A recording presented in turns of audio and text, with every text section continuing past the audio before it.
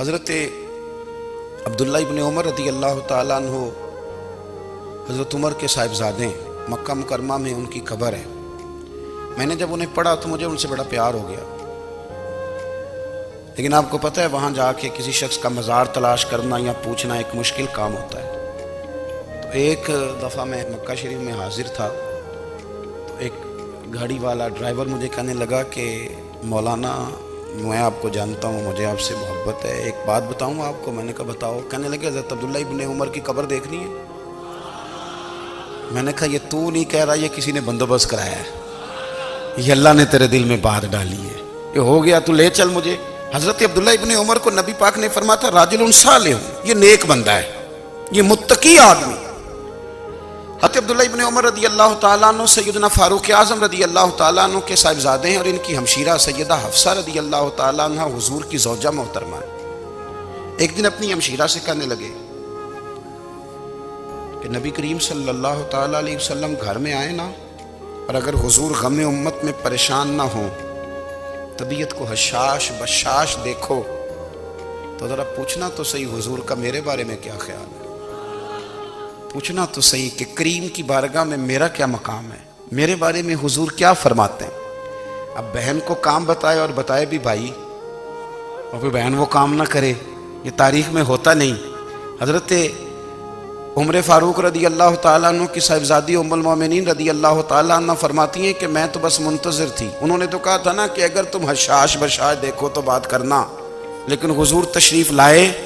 میری باری تھی، میرے گھر تشریف لائے، کھانا پیش کیا تو فوراً میں نے عرض کی حضور ایک بات پوچھنی تھی۔ تو حضور نے فرمایا پوچھئے۔ میں نے عرض کی حضور میرے بھائی عبداللہ ابن عمر کے بارے میں آپ کا کیا خیال ہے؟ نوجوانوں میری بات پہ غور کرنا، میرے بھائی کے بارے میں آپ کا کیا خیال ہے؟ تو نبی کریم صلی اللہ تعالیٰ علیہ وآلہ وسلم نے میری طرف دیکھا، اور پھر حضور زیر لب تھوڑا مسکرائے، اور بریلی کے امام کہتے ہیں کہ حضور مسکرا دیتے تھے نا تو جو بڑا دکھی ہوتا تھا وہ بھی ہنس پڑتا تھا۔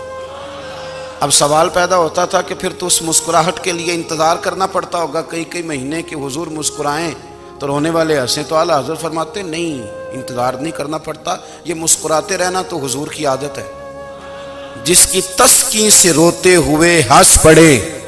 اس تبسم کی عادت پہ لاکھوں سلام۔ یعنی یہ تو عادت ہے حضور کی مسکراتے رہنا، اس کے لیے انتظار نہیں کرنا پڑتا۔ بھائیو آپ خیال رکھیں گے، غور کریں گے، حضرت عبداللہ ابن عمر رضی اللہ تعالیٰ عنہ کے بارے میں پوچھا تو سیدہ فرماتی ہیں کہ نبی کریم صلی اللہ تعالیٰ علیہ وسلم نہ زیر لب مسکرائے اور فرمایا حفصہ تیرا بھائی ہے تو اچھا، لیکن میں نے سنا ہے کہ عشاء کی نماز پڑھتا ہے تو فجر تک سویا ہی رہتا ہے۔ او نوجوانوں، 10 بجے تک سونے کی بات نہیں ہوئی، 9 بجے تک سونے کی بات نہیں ہوئی،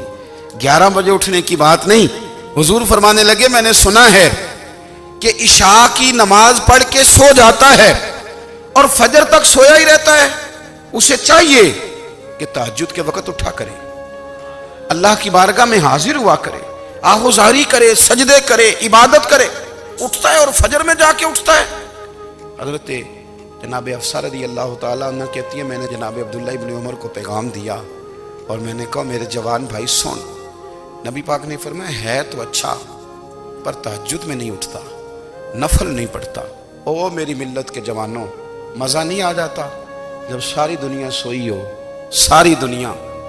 اور بستر بھی گرم ہو اور نیند بھی پورا غلبہ کر رہی ہو، اور اچانک گھنٹی بجے دماغ میں، آنکھ کھلے، گھڑی پہ نظر پڑے، 3:30 4 بجے کا پیغام گھڑی بتائے، اور کوئی چڑھتی جوانی والا اٹھ کے وضو کرے، اور جب وہ مصلی کھول کے بچھائے